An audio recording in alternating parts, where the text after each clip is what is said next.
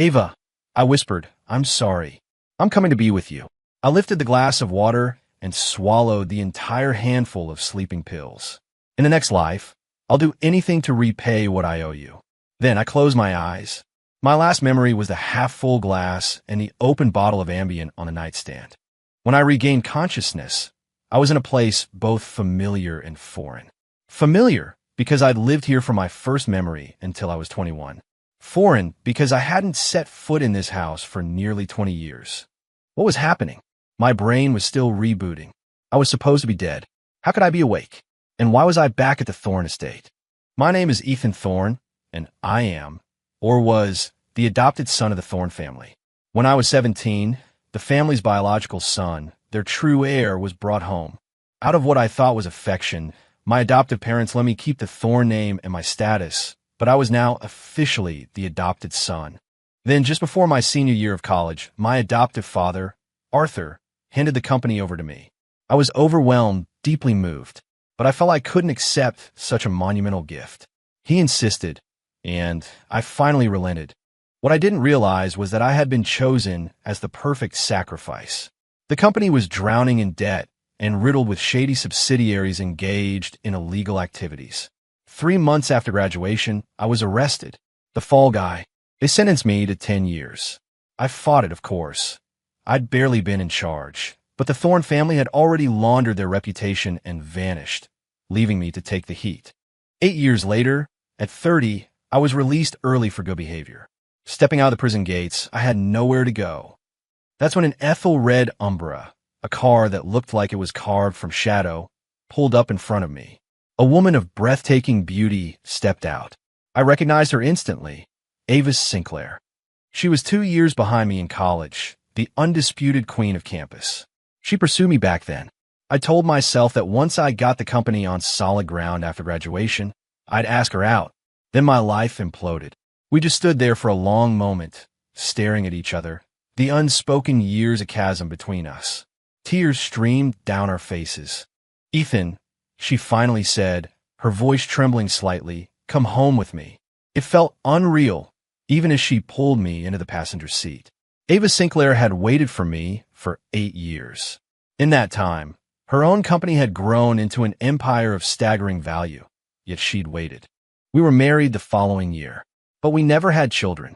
Ava told me the years she'd spent building her empire had taken a toll on her health, making it difficult to conceive. I held her and told her it didn't matter, that just being with this woman who loved me so fiercely was more than I deserved. But Ava was obsessed with clearing my name. I told her I'd made my peace with it, that it was in the past, but she wouldn't let it go. It became the one source of friction between us. It was the 7th year of our marriage on her birthday. She had a business trip that evening. I wanted to spend the day celebrating with her, but we got into a massive fight about my case again. The look in her eyes was one of deep disappointment. Still, her voice was gentle when she finally spoke. Ethan, I'm leaving now. Maybe we both just need some time to cool off. And with that, she walked out of our home. The setting sun cast a final, golden light over her, and for some reason, a cold dread washed over me. At 6:30, I got a call from an unknown number. Hello, am I speaking with Mr. Ethan Thorne? Yes. Who is this? Mr. Thorne, this is Northwestern Memorial Hospital. Your wife, Ms. Ava Sinclair, was in a severe car accident on the interstate at 6 p.m. this evening. I'm so sorry to tell you this, but Ms. Sinclair did not survive. We need you to come to the hospital to identify her. My world went white. I don't remember how I got to the hospital, only the moment I saw her, cold and still on a gurney. They had tried to fix her up, but her body was rigid, the vibrant spark that was her gone forever. My whole body trembled uncontrollably. A doctor handed me our wedding ring. Mr. Thorne, she was holding this so tightly. I assume it's yours.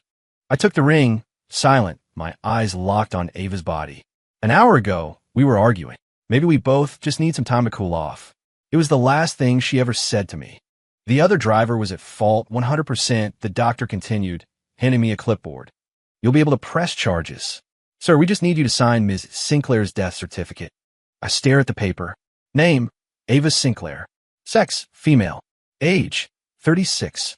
Cause of death, massive cranial trauma, and catastrophic internal bleeding from high-impact collision. A hot, metallic taste filled my mouth. I coughed, and a spray of blood hit the sterile floor before everything went dark. I woke up in a hospital bed. My hair, when I touched it, felt brittle. I looked in the mirror and saw it was shot through with silver. The old saying was true. Ava's lawyer brought me her will. She'd written it right after we got married. I was her only family, her sole heir. But what was the point of it all now? Before I was discharged, a doctor handed me the full autopsy report. It confirmed the cause of death, but there was a note at the bottom. Subject was approximately 8 weeks pregnant at the time of death. The words erased what was left of my mind. A week later, after the funeral, I returned to our empty house. The roses Ava had bought were still vibrant on the counter, as if she might walk through the door at any moment. Something clicked in my head. Her father had died in a plane crash when she was 24. She had inherited a fortune. Why would she have worked herself so hard that it destroyed her health? I found her journals. I read through them, from when she was 20 until she was 28. And then I knew. She had been secretly searching for evidence to exonerate me. When she was 25, on the road chasing a lead, she'd been in another car accident. A bad one. It had severely damaged her uterus. The doctors told her she would likely never be able to conceive. All my strength, my will to live, evaporated. I went to the bathroom, found the pills, and ended it. #### part 3. As the memories faded, I looked at the calendar on my phone. It was the week before my 21st birthday, exactly 1 week before Arthur Thorne planned to offer me the company. If God, or fate, or whatever this was had given me a second chance, I would not waste it. I would protect the people who needed protecting. But now, there was only one person on that list. Ava, the woman I had wronged so deeply, the woman who had loved me beyond reason. This time, everything would be different. There would be no tragedy. Over the next week, I made frequent trips to my adoptive father's study. As the eldest son, my presence there wasn't unusual. The housekeeper never stopped me. When Arthur wasn't there, I'd pretend to look for a book, and while I was alone, I copied all of the Thorne Corporation's files, every last dirty secret, onto several encrypted hard drives. This was the ammunition I would need to bring them down. A week later, right on schedule, the housekeeper knocked on my door. "Mr. Ethan, your father would like to see you in his study." I knew exactly what the old bastard wanted, but I followed her calmly. It played out just like before. Arthur praised me, told me he was ready to retire, and said that all corporate decisions would be mine alone. He assured me that neither he nor Caleb, his biological son, would interfere. Then he pushed the transfer agreement across the desk. I had to suppress a bitter laugh. If I fell for this again, I didn't deserve a second chance.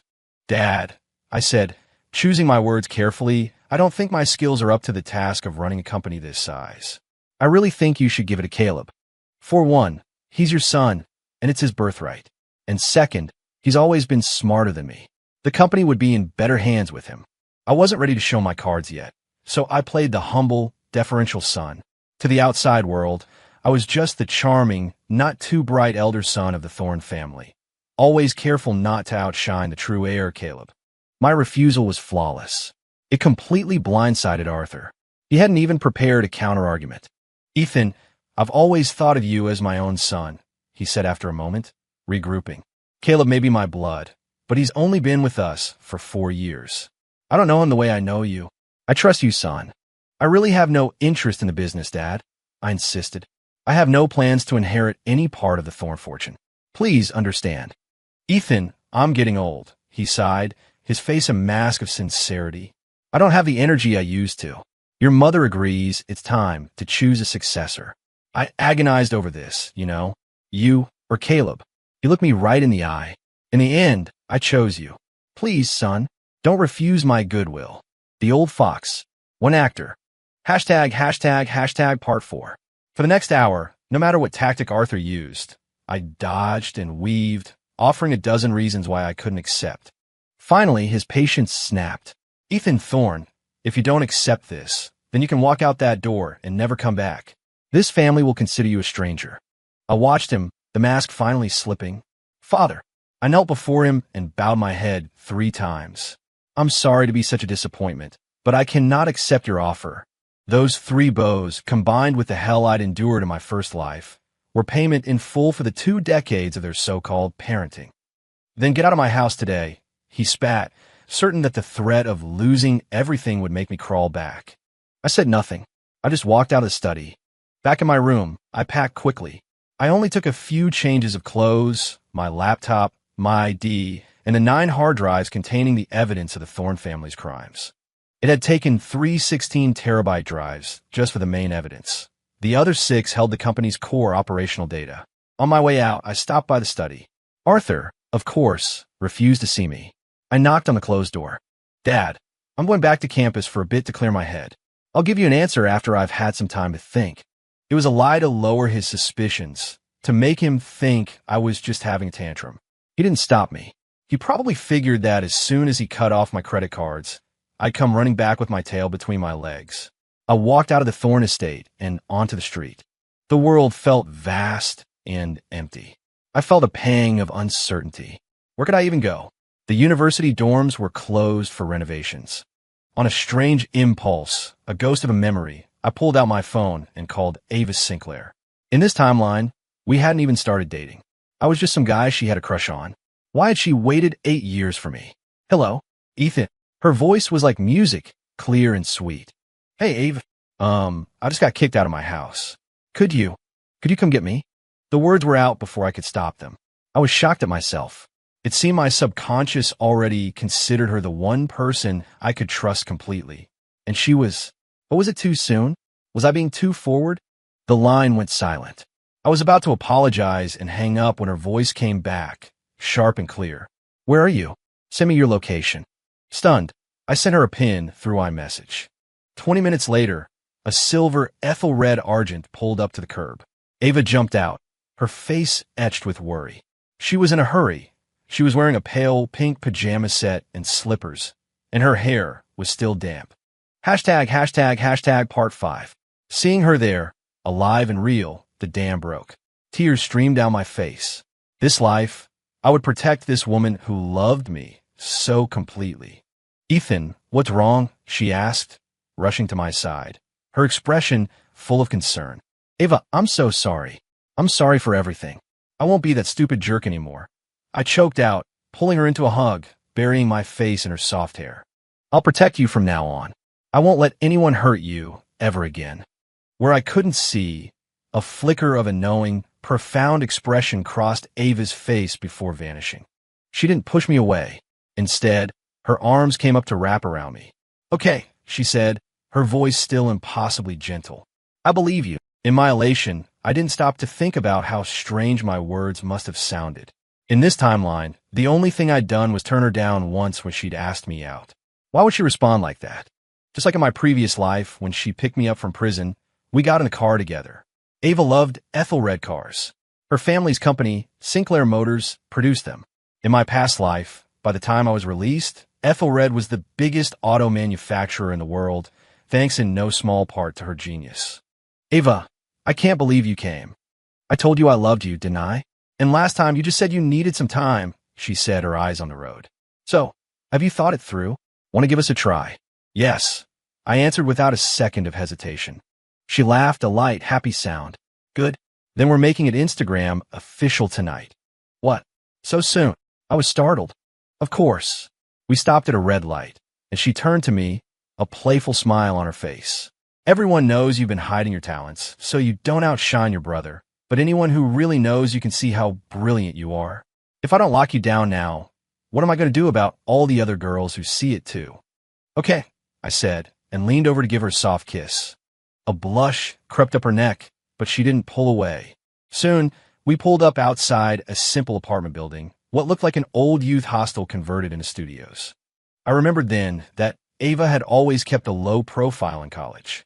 Before my sister Chloe poisoned her, no one knew she was wealthy. She was just the brilliant, slightly aloof beauty who was always in the library. Yet here she was, driving an Ethelred Argent. She explained that she wasn't poor, just private, and that the car was an 18th birthday present from her father. I knew that was only half the story. Her family owned Sinclair Motors, a corporate titan. But the car part was true. An Argent was a $100,000 car, expensive for a normal person, but pocket change for a family like hers. The Ethel-red Umbra she'd driven in my past life, however, was a priceless, custom-built machine. Suddenly, a thought struck me. The Umbra would have had state-of-the-art safety features. How could a simple car crash have killed her? In my past life, I was too consumed by grief to question it. I just assumed it was a tragic accident.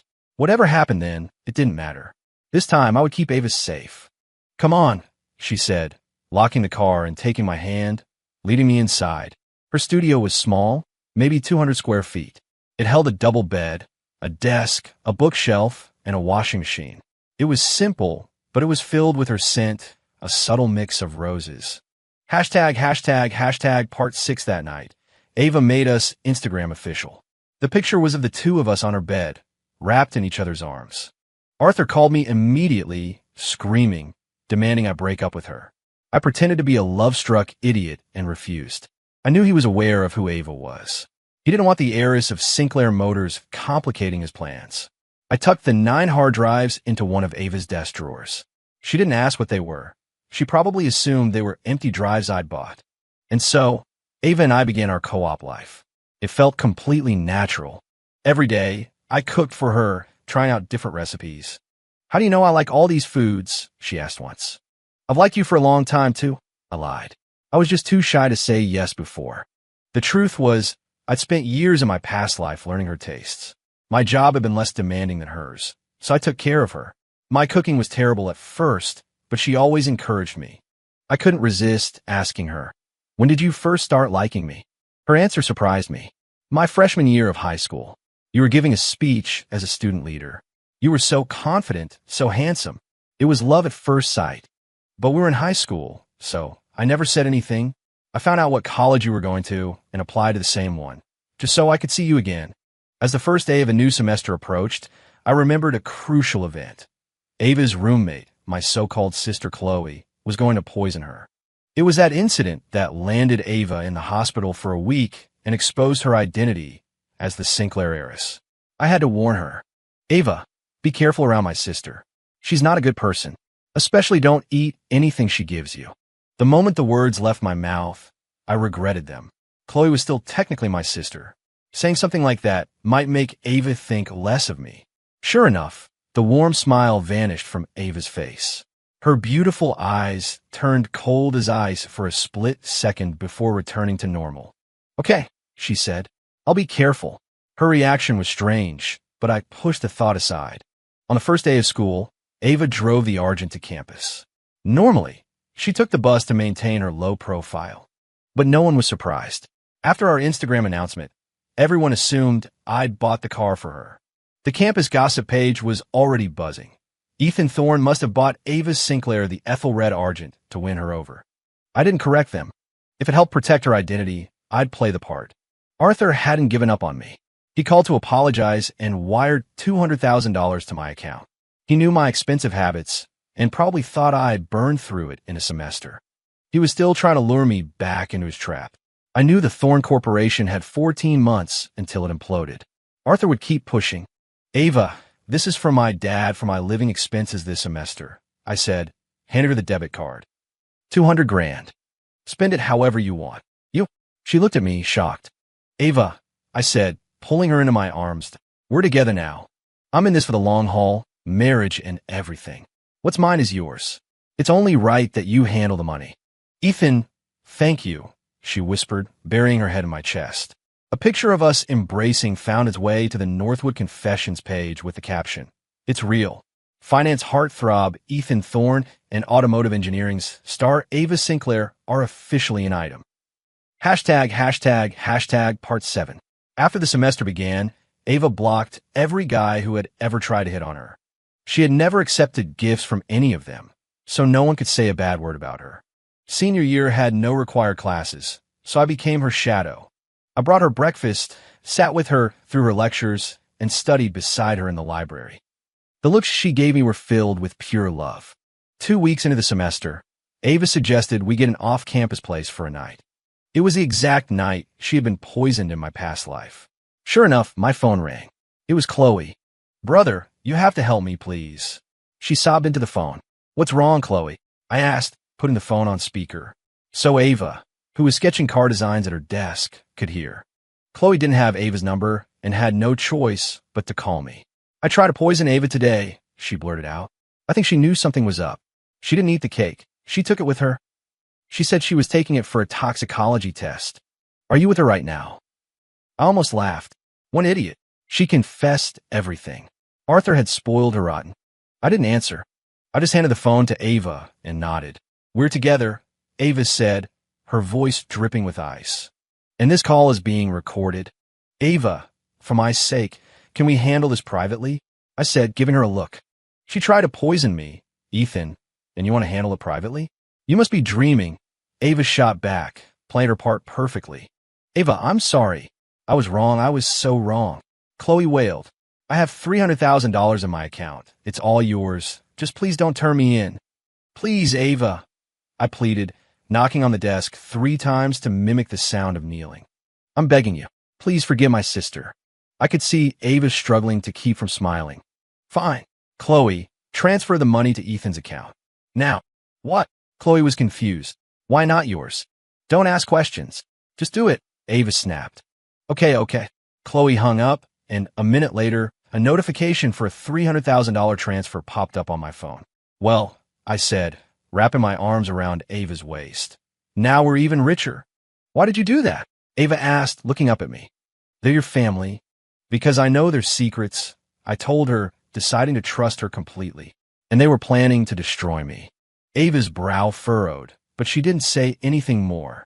After that night, we moved out of our respective dorms and rented a small 1-bedroom apartment on campus, starting our own co-living arrangement.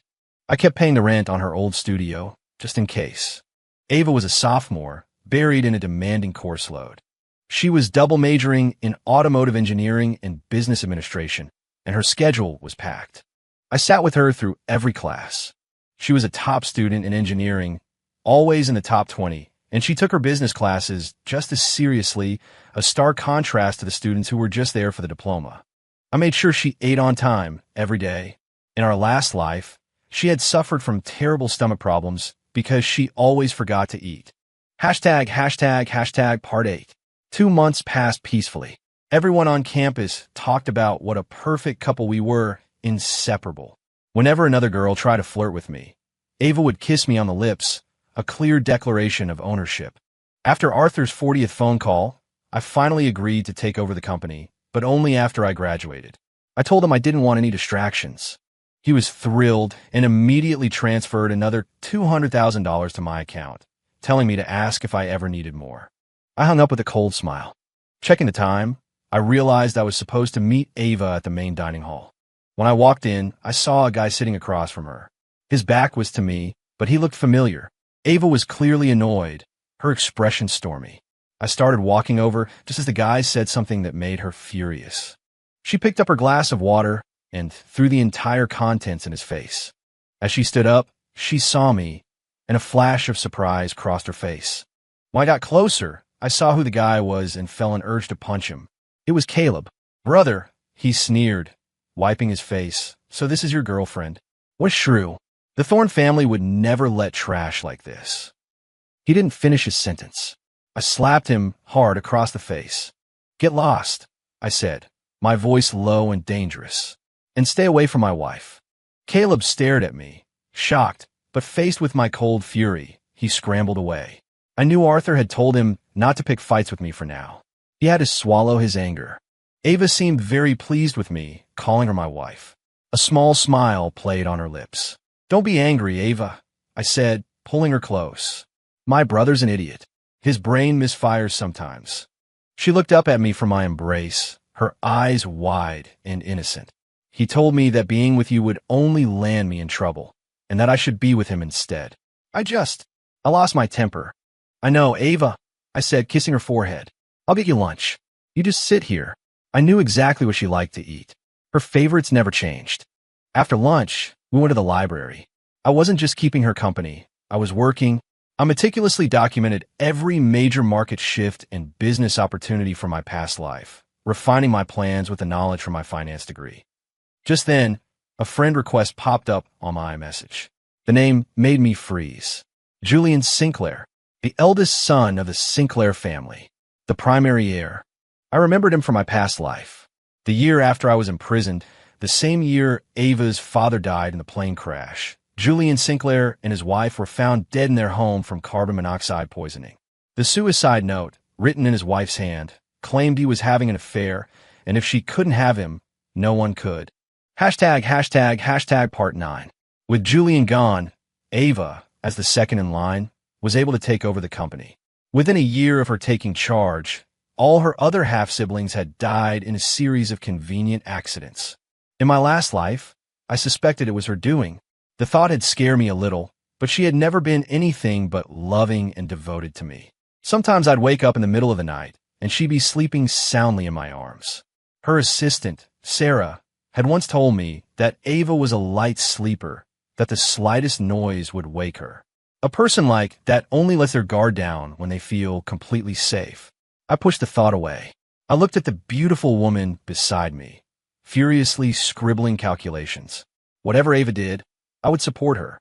Her love for me was the one thing in this world I was sure of. "What is it?" she asked, sensing my gaze. She put down her pen and looked up at me. "Can't I just look at my own girlfriend?" I teased, gently pinching her cheek. "Stop it," she said, her cheeks turning pink. "Let me finish this, and then we can go on a date." "Okay." I nodded and accepted Julian's friend request. He didn't say anything for a long time, and I went back to my work, almost forgetting about him. Then a message came through. "Are you dating Ava Sinclair?" "Who's this? And what's it to you?" I typed back, annoyed. "I'm her brother." "Are you with my sister?" "Oh, sorry. Brother-in-law." "Yeah, we're together. Don't worry, I'll take good care of her. I won't let anything happen to her." I played dumb, pretending I didn't know about their family dynamics. "I know you're the Thorn heir, but I'm warning you, stay away from her. She's not the harmless girl she pretends to be. She's ruthless, manipulative, and dangerous. She's more than you can handle." "That's a harsh thing to say about your own sister, man. She seems great to me. Anyway, gotta go, Ava's calling me. Let's grab dinner sometime." I cut the conversation short. Before dinner, Ava showed me the design she'd been working on. "What do you think? I designed this myself. When I graduate, I'm going to apply for a job at Ethelred. If I go in with a solid design portfolio, I can negotiate a better salary." I didn't know much about automotive engineering, but her blueprints were so detailed and clearly labeled that even a layman could understand the basics. "You're amazing, Ava," I said, kissing her cheek. "You're going to do great things." I knew she would. In our last life, after she took over, the value of Sinclair Motors had skyrocketed. #### Part 10. Our relationship grew closer. Whenever Ava had trouble with her business classes, she'd ask me for help.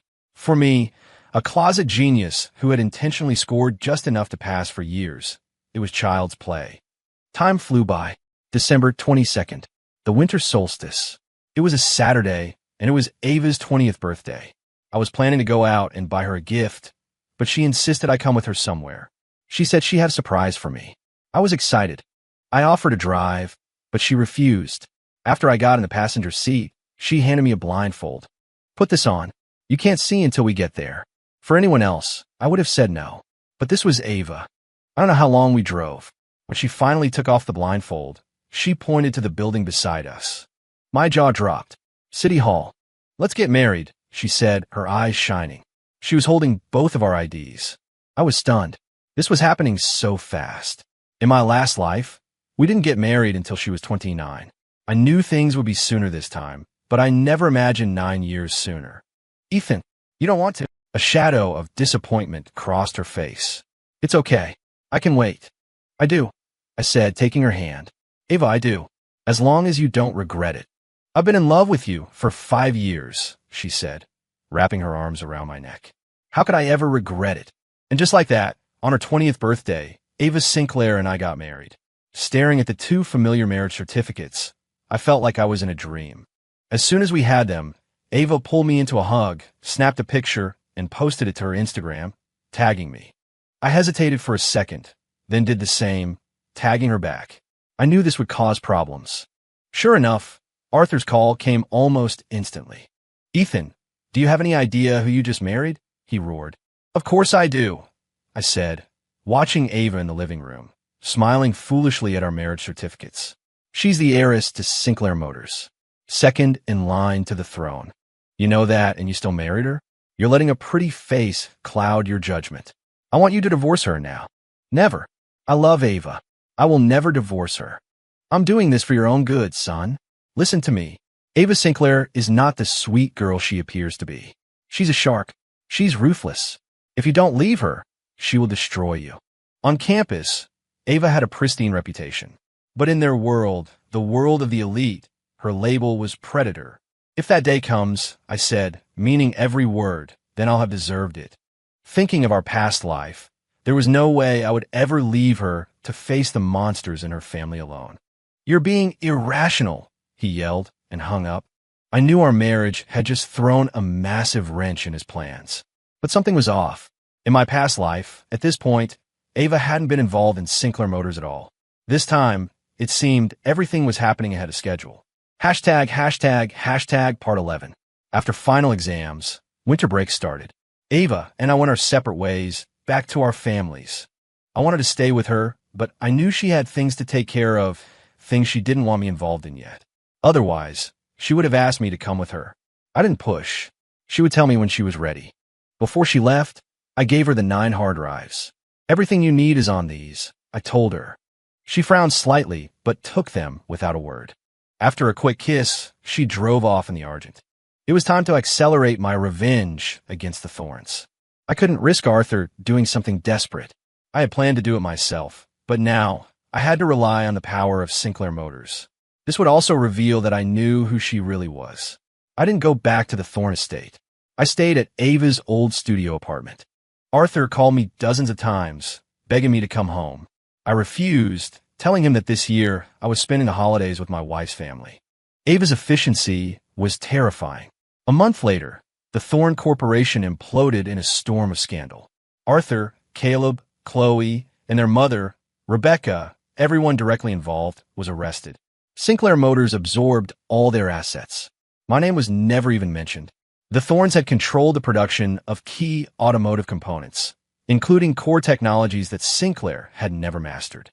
It was my wedding gift to Ava. Though they hadn't been sentenced yet, Caleb and Chloe were expelled from the university. In the end, Arthur and Caleb were found guilty of criminal negligence leading to multiple deaths and were sentenced to life in prison without parole. Rebecca, as an accessory, received a life sentence. Chloe's involvement was minimal. She got 3 years of probation. Ava's legal team had dug up every piece of dirt imaginable. Otherwise, they would have gotten off with a sentence like mine, 10 years tops. Seeing the news, I felt a wave of elation. The score was settled. The Thorn family was dust. The day before Christmas Eve, Ava came to get me herself. "When did you find out who I was?" she asked as we drove. Her tone wasn't warm and teasing anymore. It was cold. I didn't know what to say. I couldn't exactly tell her about my past life. "It's okay," she said, her voice softening when she saw my distress. "Tell me when you're ready." "Ava, where are we going?" "Home. Soon." We arrived at a familiar, sprawling mansion. We walked into a house I knew well. The decor was exactly as it had been in my past life. That night, we opened a bottle of red wine, and the last wall between us finally came down. Later, in her room, Ava was like a wolf, pinning me to the bed. Before she did, she drew the heavy curtains, plunging the room into darkness. After a moment, my eyes adjusted enough to see her silhouette. "I need you to love me, Ethan Thorn," she whispered, her voice a low growl of possession. "You can only love me, no one else. Your eyes, your heart, they belong to me and me alone." This, I realized, was her true, unguarded self. "I love you, Ava," I said, unafraid. I looked into her stunning eyes, my voice steady. "I only love you. In my last life, and in this one." Afterward, she whispered a gentle good night and curled up in my arms, falling into a deep sleep. Watching her peaceful face, I leaned down and kissed her forehead. She was exactly the same. A little cat, completely defenseless, trusting me with her whole world. When I opened my eyes again, the space beside me was cold. Ava was gone. The curtains were drawn, and on the nightstand was a half-full glass of water and an open bottle of Ambien. I understood. There was no rebirth. It was all a dream, a fantasy constructed by my dying brain. For some reason, I hadn't died. Ava was gone. The woman who loved me, who cherished me, was dead. The last time I saw her, I was yelling at her. No, I screamed, clutching my head, tears burning my eyes. Ava, I'm sorry. I love you. I love you. If it was a dream, why did you let me wake up? At least in the dream, I could be with you. Ava, I'm sorry. I was wrong. Please come back. I'll never hurt you again. I'll love you right. I promise. Suddenly, the bedroom door swung open. The soft bedside lamp clicked on. Ava was standing in the doorway, watching me. We stared at each other for a long moment before she came and sat on the edge of the bed. Ava, is it really you? I'm not dreaming. I lunged forward and wrapped my arms around her, clinging to her as if she might fade away. This time, she pushed me away. Her eyes were fixed on mine, her face blank, waiting for an explanation. Ava, you were reborn too. I ventured. She nodded slowly, still silent. I'm so sorry, Ava, I said, getting my emotions under control. Everything I just said, it's all true. I never should have fought with you. You were the only one who ever stood by me when the whole world turned its back. Ava, I will love you, and I will never make you sad again. Please believe me. Tears finally welled in her eyes and streamed down her face. She threw her arms around me.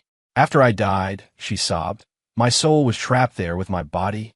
When I saw you read my autopsy report and cough up blood, I wanted so badly to hold you, to tell you I was still there.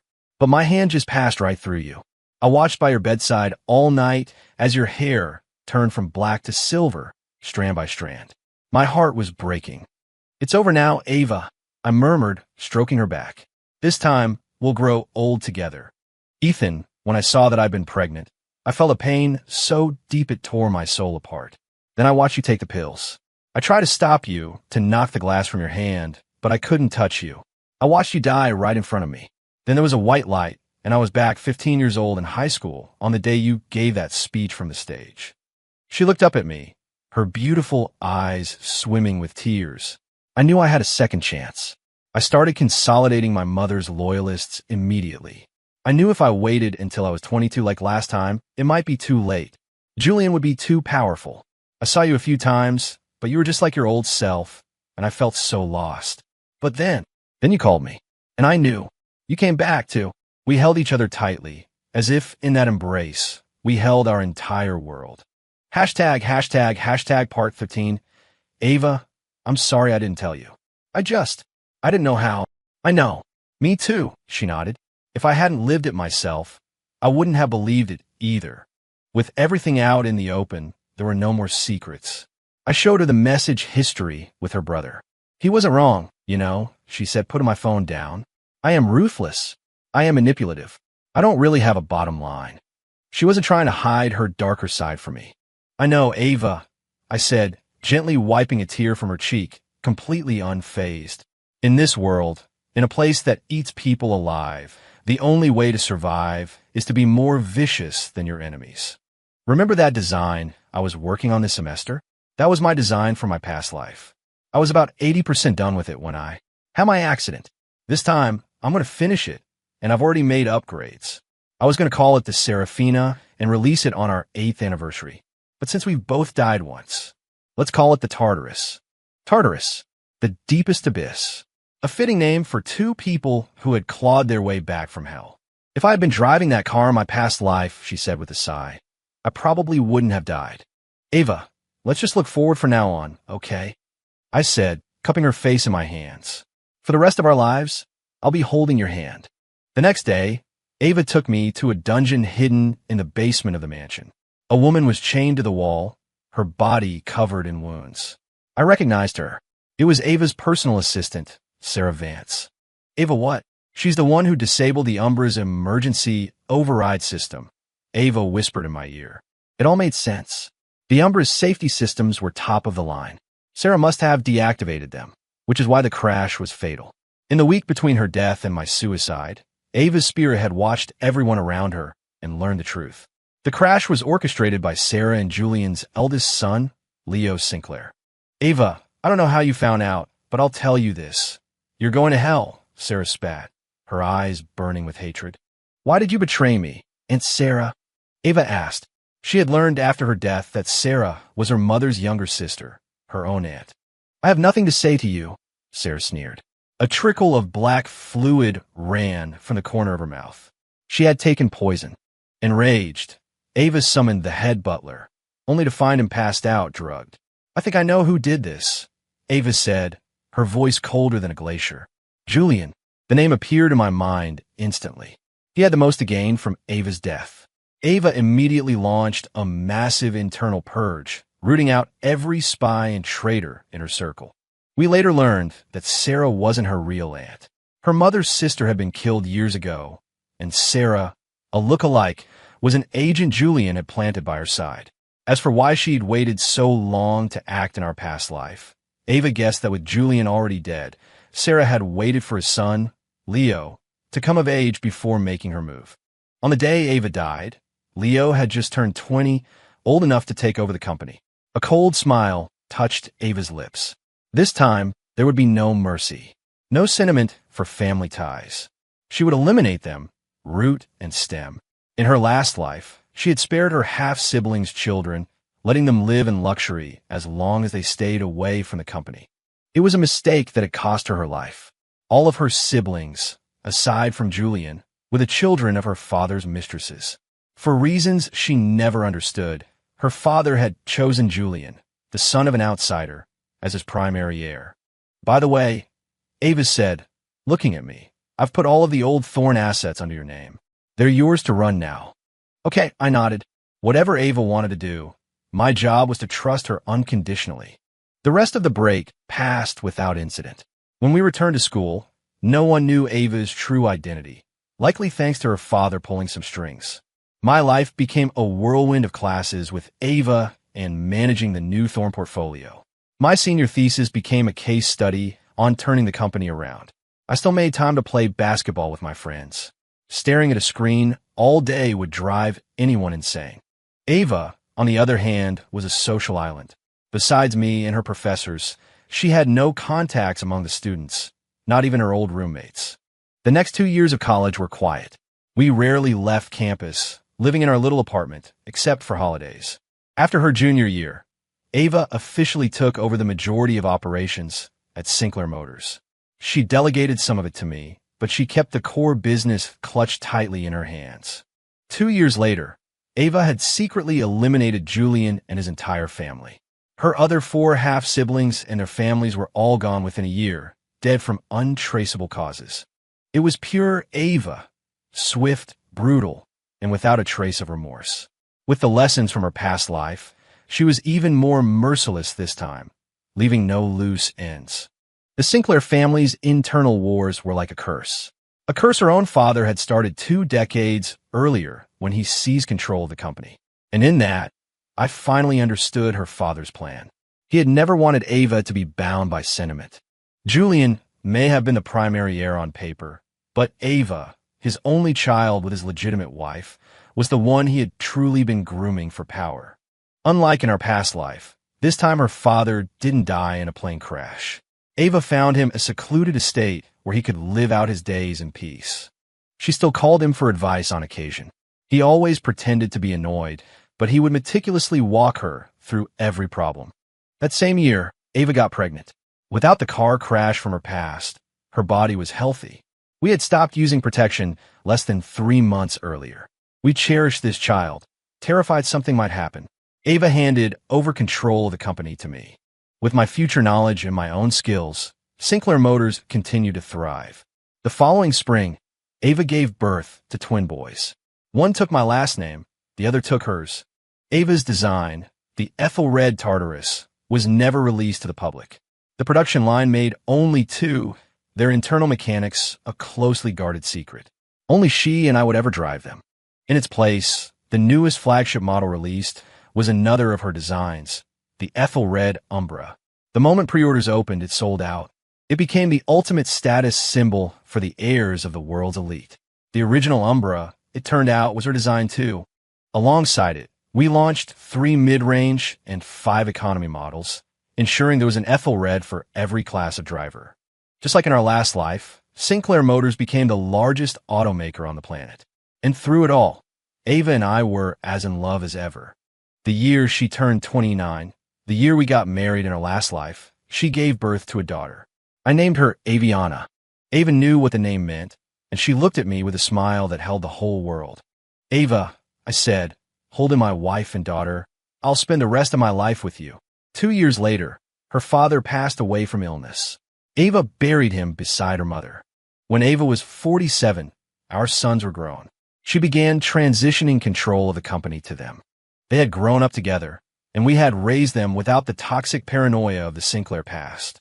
For the first time in its history, the transfer of power at Sinclair Motors was peaceful, and Ava and I, just like her father before us, retired to a quiet life, ready to simply be old together.